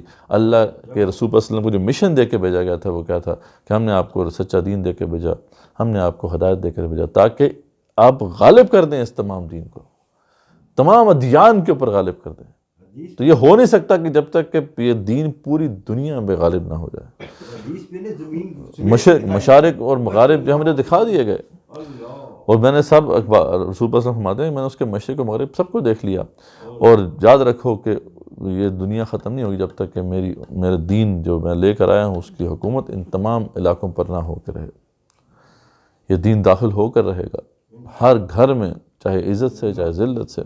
تو یہ ہونے والا ہے, یہ ہوگا انشاءاللہ. تو اقبال دل کو تسلی دے رہے ہیں, تھام رہے ہیں دل کو ذرا. وہ دل گویا کہ پھٹا جا رہا ہے.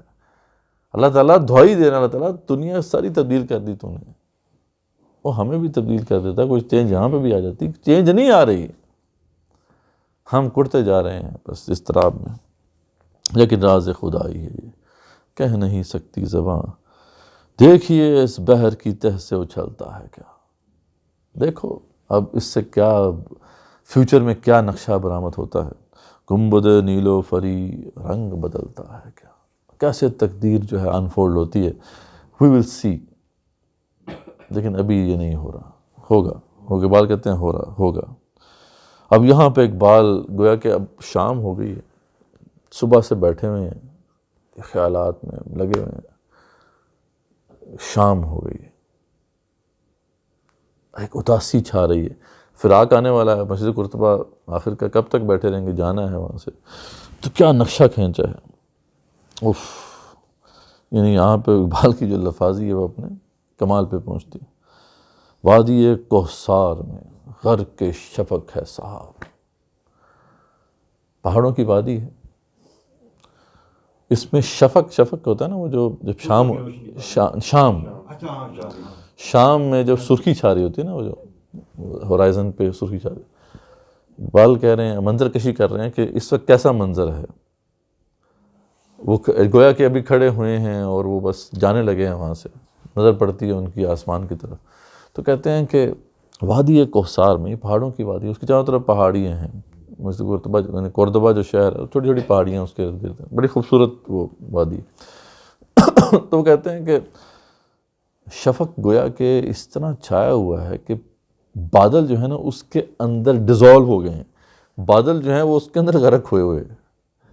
یعنی آپ کو پتہ ہے نا, جب شفق چھایا ہو, لالی چھائی ہو اور بادل آئے ہوں, تو بادلوں کے اوپر بھی اس کا امپیکٹ ہوا ہوتا ہے, اور پورے بادل لال ہوئے ہوتے ہیں. اور بلکہ وہ نا بعض اوقات کیا ہوتا ہے کہ بادل پھٹ جاتے ہیں شفق کے وقت, اور چھوٹی چھوٹی بدلیاں جو ہیں وہ اس طرح پھیلی ہوتی ہیں. یہ اکثر آپ نے منظر دیکھا ہوگا. یہاں پہ ہم اسلام آباد میں تو دیکھ سکتے ہیں ایسے, یہ اکثر ہم یہاں پہ دیکھتے ہیں. تو وہی سین تھا ان کے سامنے. تو اس کو انہوں نے کیا الفاظ دیے کہ وادی کوثار میں غرق شفق ہے صاحب. یعنی اس شفق میں گویا کہ بادل غرق ہوا ہے. لال بدخشاں کے ڈھیر چھوڑ گیا آفتاب. گویا کہ ایسا لگ رہا ہے جیسے سورج جاتے جاتے لال بدخشاں, یہ لال پھول ہوتے ہیں, لال پھول گویا کہ بکھیر کے چلا گیا ہے. وہ گویا کہ آسمان پہ لال بدخشاں کے جو لال پھول ہیں وہ بکھرے پڑے ہیں. منظر کشی. اچھا آگے کیا کہتے ہیں, کہتے ہیں سادہ و پرسوز ہے دختر دہکاں کا گیت. کہیں دور سے, بہت دور سے ایک گیت کی آواز سنائی دے رہی ہے. کسان کی کوئی بیٹی ہے شاید کنٹری سائڈ پہ, وہ کوئی گیت گا رہی ہے, اور اس کے وہ جو لیرکس, وہ جو آواز ہے اس کی گنگنانے کی جو آواز ہے وہ کان پہ پڑ رہی ہے. یہ اکثر آپ جب گہری سوچ میں ہو نا, تو آپ کو دور سے آتی ہوئی آواز بڑی اس میں کیفیت پیدا ہو جاتی ہے.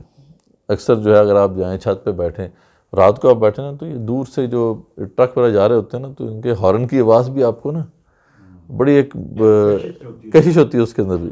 تو وہ کہہ رہے ہیں کہ میں شام کو بس نکلنے لگا ہوں, اور وہ دختر دہکاں ہے جو کسان کی بیٹی کا گیت جو ہے وہ میرے کانوں پہ پڑ رہا ہے.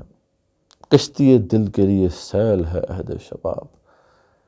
کوئی کہ ایک نوجوان لڑکی ہے, گیت گا رہی ہے. دل کی کشتی کے لیے جو ہے نا, یہ شباب جو ہے ایک سیل کی مانند ہوتا ہے. جوانی کا زمانہ بھی عجیب ہوتا ہے کہ جذبات جو ہوتے ہیں نا وہ بڑے جوش میں ہوتے ہیں. تو وہ کہہ رہے ہیں کہ گویا کہ یہ جو میری کیفیت ہے اس میں اتنے زیادہ جوش ہے ان خیالات کا, تو مجھے یہ فیل ہو رہا ہے. اگر یہ نہ ہوتا تو شاید میں یہ فیل نہ کر پاتا. بہرحال وہ وہاں سے چلے ہیں، وہاں سے آپ چلیں نا، یہ مسجد قرطبہ، یہاں سے آپ چلتے ہیں تو واکنگ ڈسٹینس پہ ہی آپ جائیں تو دریائے کبیر ہے، دریائے کبیر کے اوپر یہ سارے پھر بڑے بڑی بلڈنگز ہیں، اس کے ساتھ اس کے آس پاس. تو کہتے ہیں کہ آب روان کبیر تیرے کنارے کوئی دیکھ رہا ہے کسی اور زمانے کا خواب. گویا کہ اقبال وہاں سے چلے ہیں، وہ چل کے دریائے کبیر کے کنارے پہنچ گئے ہیں just to enjoy the sunset جو بھی تھا. اور وہاں پہ پھر وہ سوچ رہے ہیں، غور کر رہے ہیں، اگین وہ خیالات میں وہ گم ہیں، مسجد قرطبہ سے دور آ گئے ہیں، مسجد وہ جو دریائے کبیر کے کنارے. تو کہتے ہیں کہ اے آب روان کبیر تیرے کنارے کوئی دیکھ رہا ہے کسی اور زمانے کا خواب. یہ شاعر اقبال بیٹھا کسی اور زمانے کا خواب دیکھ رہا ہے. عالم نو ہے ابھی پردہ تقدیر میں. اب یہاں اقبال میسج دے رہے ہیں، پیغام دے رہے ہیں امت مسلمہ کو، مسلمانوں گھبراؤ نہیں، ایک نیا دور آنے والا ہے، ایک نیا زمانہ آنے والا ہے جو ابھی گویا کہ پردہ تقدیر میں ہے. ابھی وہ رونما نہیں ہوا لیکن تقدیر میں لکھا جا چکا ہے، وہ آنے والا ہے. لا نہ سکے، اچھا، میری نگاہوں میں ہے اس کی سحر بے حجاب. وہ الگ بات ہے کہ میں نے اس کو دیکھ لیا ہے، میں اس کو پردہ تقدیر میں کہیں دیکھ رہا ہوں. میں ابھی تجھے ایکسپلین تو نہیں کر سکتا، لیکن اس کی جو سحر ہے، اس کی وہ جو نئی صبح ہونے والی ہے، وہ سحر میں اپنی نگاہوں سے گویا کہ دیکھ رہا ہوں. تو گھبرا نہ، اے امت مسلمہ کے فرد، گھبراؤ نہیں، وقت آنے والا ہے. پردہ اٹھا دوں اگر چہرہ افکار سے، لا نہ سکے گا فرنگ میری نواؤں کی تاب. اور یہ جو گورا ہے نا، یہ جو ویسٹ ہے، یہ بڑا اتراتا پھر رہا ہے، اس کا بڑا برا حال ہونے والا ہے. میں اپنی نگاہوں سے اس کا برا حال ہوتے بھی دیکھ رہا ہوں.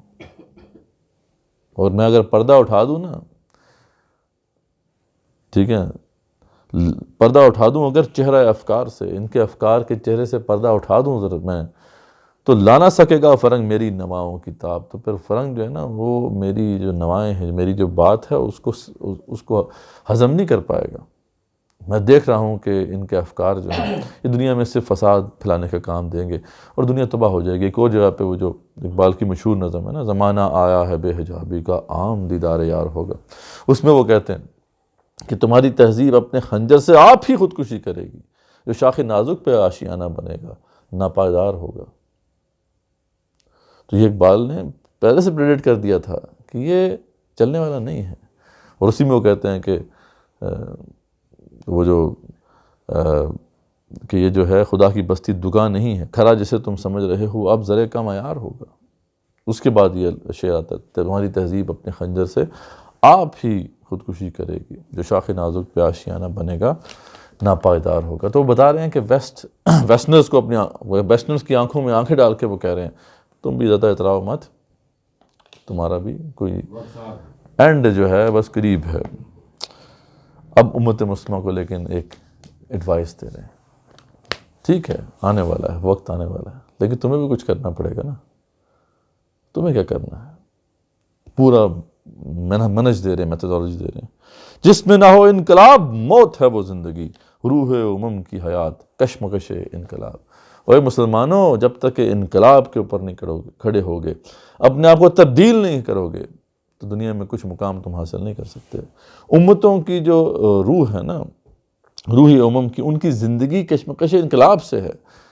جو قومیں جو ہیں ہر آن تبدیل ہونا چاہتی ہیں، تبدیل ہوتی ہیں، اپنے پرانے طریقوں کو چھوڑتی ہیں اور نئے نظریات، نئی سوچ کی طرف جاتی ہیں، وہی دنیا میں زندہ رہتی ہیں، سٹرگل کرتی ہیں. جو بغیر سٹرگل کے اے امت مسلمہ تم نہیں اپنی عزت کو پا سکو گے، گلوری آف دا پاسٹ کو تم نہیں پا سکو گے. صورت شمشیر ہے دستے قضا میں وہ قوم، کرتی ہے جو ہر زماں اپنے عمل کا حساب. وہ قوم اس جو ہے دستے قضا، یعنی یہ جو اللہ تعالیٰ کا جو نظام چل رہا ہے، اس کے اندر وہ قوم صورت شمشیر بن جاتی ہے، تلوار کی طرح ہو جاتی ہے، جو ہر زمان ہر لحاظ پہ، ہر مقام پہ اپنے عمل کا حساب کرتی ہے، اپنی اکاؤنٹیبلٹی کرتی ہے. یار ہم نے کیا کیا، کیا غلط کیا، اس سے سیکھتی ہے، کیا اچھا کیا اس پہ مزید ڈیولپ کرتی ہے. یعنی اسیسمنٹ کرنی ہے آپ نے کہ یار آپ اس حالت میں کیوں پہنچ گئے ہو، اور اصلاح کی صورتیں اسی میں نکلیں گی نا جب آپ کو پتہ چلے گا یار ہم غلط مقام پہ پہنچ چکے ہیں. لیکن آج ہمارا حال یہ ہے کہ ہم نے اکاؤنٹیبلٹی چھوڑ دی ہے. نہ ہم اپنے لیڈرز کی اکاؤنٹیبلٹی کر رہے ہیں، نہ اپنی آپ کی اکاؤنٹیبلٹی کر رہے ہیں، نہ بحث قوم ہم دیکھ رہے ہیں کہ یار ہم سے کچھ غلطیاں ہوئی ہیں تو کیا غلطیاں ہوئی ہیں، ہم نے فیوچر میں اگر مقام حاصل کرنا ہے تو کیسے حاصل کرنا ہے، یہ سوچ ہی ختم ہو گئی ہے۔ تو اقبال کہتے ہیں کہ جو خود احتسابی نہیں کرتی قوم تو پھر اس کو اپنے نہ خوبیوں کا پتہ چلتا ہے نہ خرابیوں کا پتہ چلتا ہے، وہ قوم تو ظاہری بات ہے پھر جس طرح چل رہی ہے، جس جگہ پہ چل رہی ہے اس جگہ پہ چلتی رہے گی، اندھی تقلید میں لگی ہوئی ہے، ٹھیک ہے۔ اور ظاہری بات ہے جب آپ مضبوط نہیں ہوتے، جب آپ ایک مضبوط قوم نہیں بنتے، تو پھر اللہ تعالیٰ نے جو کام لینا ہے نا اپنی اس دنیا کو چلانے کے لیے وہ آپ سے نہیں لے گا۔ ظاہری بات ہے اقبال ایک اور جگہ فرماتے ہیں کہ یہاں فقط سر شاہین کے واسطے ہے کلا، یعنی یہاں سر شاہین کا ہوگا تو کلا رکھا جائے گا، اب سر شاہین کا ہے ہی نہیں تو پھر آپ کو وہ مقام نہیں دیا جائے، کیونکہ اللہ تعالیٰ نے اپنا نظام تو چلانا ہے نا، بہرحال یہ دنیا تو چلتی رہے گی، تم نہیں کرو گے تو اللہ کسی کافر سے کام لے لے گا۔ وہ جو اقبال ایک اور جگہ پہ فرماتے ہیں نا کہ خدائی اہتمام خوش کو تر ہے، خدا بندہ خدائی درد سر ہے، کہ بادشاہت کیا ہوتی ہے؟ بادشاہت یہ ہوتی ہے کہ اہتمام کرنا خشکی اور تری کو، خشکی اور تری کا اہتمام کرنا، پوری دنیا کے وسائل کا بہترین اہتمام کرنا اس طریقے سے کہ جہاں کے رہنے والے تمام باسی جو ہیں ان کو ان کا بندوبست ہو جائے۔ یہ سوچ اگر آپ کی ہوگی، اس کے مطابق آپ کی کیپبلٹی ڈیولپ ہوگی، اور پھر آپ کو اللہ تعالیٰ وہ مقام دے گا۔ آپ کی یہ سوچ ہی نہیں ہے، آپ سے اپنا ملک سنبھالا نہیں جا رہا تو اللہ تعالیٰ آپ کو پوری دنیا دے دے گا۔ مطلب ابھی پاکستانیوں کے ہاتھ میں دنیا دے پکڑا دی اگر اللہ تعالیٰ نے، کیا ہوگا اس دنیا کا حال؟ جو گھروں کا کیا ہوا ہے اپنے گھر نہیں سمجھ۔ تو دیکھیں جب آپ اس قابل ہی نہیں ہیں تو اللہ تعالیٰ آپ کو کیوں دنیا کی حکومت عطا کرے؟ اس لیے اقبال سمجھا رہے ہیں اور مسلمانوں تمہیں اپنے آپ کو اتنا قابل بنانا ہوگا، اور قابل بننے کا ایک ہی طریقہ ہے خود احتسابی، سیلف اکاؤنٹیبلٹی، اسسمنٹ کہ آپ کہاں سے چلے تھے، کہاں پہ پہنچے، کمیاں کیا رہیں، خرابیاں کیا ہوئیں، ان کا مداوع کرنا پڑے گا اور اپنی اصلاح کرنی پڑے گی۔ ہر کون جو کرتی ہوئی تو کمال اقبال نے جو ہے وہ بات بتائی ہے۔ اور آخری بات جو اقبال سمجھا رہے ہیں، جو کہ اصل میں مین تھیم ہے اس پوری نظم کا، اسی پہ یہ نظم ختم ہو رہی ہے۔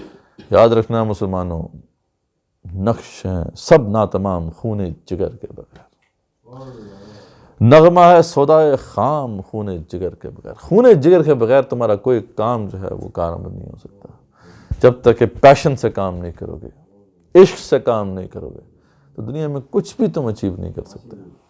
تو یہ پلے باندھ لو، جو بھی تم نقش بناؤ گے، جو بھی تم کام کرو گے، اگر وہ جذبہ عشق سے سرشار نہیں تو وہ اس کی کوئی حیثیت نہیں ہوگی۔ یہی سے شروع ہوا تھا نا نظم کا آغاز، کیا تھا کہ زمانہ جو ہے وہ تو ہر چیز کو فنا کر دیتا ہے، اول و آخر فنا، ظاہر و باطل فنا، ہر چیز کی جو منزل آخر کر فنا ہی ہے۔ اس زمانے نے ہر چیز کو فنا کر دینا ہے سوائے ایک چیز کے، وہ کیا ہے؟ عشق۔ مرد خدا کا عمل عشق سے صاحب فروغ، عشق ہے اصل حیات، موت ہے اس پر حرام، عشق پر موت حرام ہے۔ تو اس لیے اقبال آخری نقطہ دے رہے ہیں، اقبال تڑپتے رہے آخری دم تک، وہ یہی تڑپتے رہے، اللہ تعالیٰ جو مجھے تو نے عشق عطا کر دیا ہے یہ کسی طریقے سے ان امت کو ٹرانسفر ہو جائے، ٹھیک ہے۔ تو جوانوں کو میری آہ سحر دے، پھر ان شاہی بچوں کو پال و پر دے، الہی آرزو میری یہی ہے، میرا نور بصیرت عام کر دے۔ یعنی اللہ تعالیٰ میرا جو میری تڑپ ہے نا، بس یہ ان کو تو عطا کر دے، یہ پھر خود کام کر لیں۔ ان کو پتہ ہے کہ تڑپ جو ہوتی ہے نا یہ دنیا تبدیل کر دیتی ہے۔ تو اکثر وہ دعا کرتے تھے اور نوجوانوں سے بھی کہتے تھے کہ تیری دعا ہے کہ ہو تیری آرزو پوری، میری دعا ہے کہ تیری آرزو بدل جائے۔ تم چاہتے ہو تمہاری آرزویں پوری ہوں، میں کہتا ہوں اللہ تعالیٰ ان کی آرزویں چینج کر دے، ان کے مقاصد تبدیل ہو جائیں، ان کی تڑپ تبدیل ہو جائے، اور ان کو اصل تڑپ نصیب ہو جائے جو کہ اصل میں مجھے اللہ تعالیٰ نے عطا کی ہے۔ اور اقبال کی ان جو نظمیں ہیں یا جو اشعار ہیں، ان کے اندر وہی تڑپ جو ہے بیسیکلی ہم نے حاصل کرنی ان کے ذریعے سے۔ ان کو بار بار پڑھتے رہیں گے تو انشاءاللہ وہ تڑپ کا کچھ نہ کچھ وہ جو ہے نا اثر پڑ جائے گا، اور وہ تڑپ مل گئی نا تو پھر اقبال کہتے ہیں میں کیا تھا. اقبال اپنے بارے میں کہتے ہیں اقبال بڑا اپدیشک ہے، من باتوں میں مو لیتا ہے، گفتار کا یہ غازی تو بنا کردار کا غازی بن نہ سکا، مسجد تو بنا دی شبر میں ایمان کی حرارت والوں نے برسوں سے نمازی بن نہ سکا. لیکن اقبال ایک بات کہتے ہیں کہ یہ چیز اللہ تعالیٰ نے مجھے عطا کی، یہ جو عشق ہے، یہ پیشن ہے، یہ نوا ہے، یہ اللہ نے مجھے عطا کیا، جو میں تمہیں پہنچا رہا ہوں. یہی تمہیں مل جائے تو پھر دنیا کو تم چینج کر دو گے، اس قوم کو دوبارہ سے اس مقام پہ لے جاؤ گے. لیکن اگر یہ تمہیں نہ ملا تو پھر تم کچھ بھی نہیں کر سکو گے. تو اس لیے آخری شعر ہے جس پہ پورے ایک طرح سے کنکلوژن ہو گیا پوری نظم کا کہ نقش ہیں سب ناتمام خون جگر کے بغیر، نغمہ ہے سودائے خام خون جگر کے بغیر.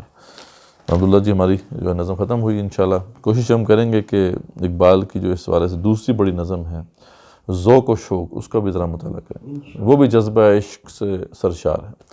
تو یہ دو بڑی نظمیں ان کی، اور بھی نظمیں ہیں لیکن یہ ہے کہ ہم ذوق و شوق کا بھی مطالعہ کریں گے. اس کا ایک پارٹ تو ہم نے کیا تھا، آپ کو یاد ہوگا جب ہم نے رسول اکرم صلی اللہ علیہ وسلم کی شان بیان کی تھی تو اس میں ایک نعت بھی ہے نا، وہ ذوق و شوق کا ہی حصہ ہے.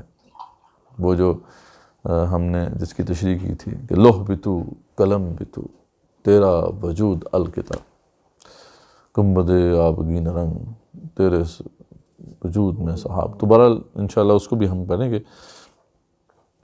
تو اس پہ ہی کنکلوڈ کرتے ہیں. آخر دعوانا الحمدللہ رب العالمین.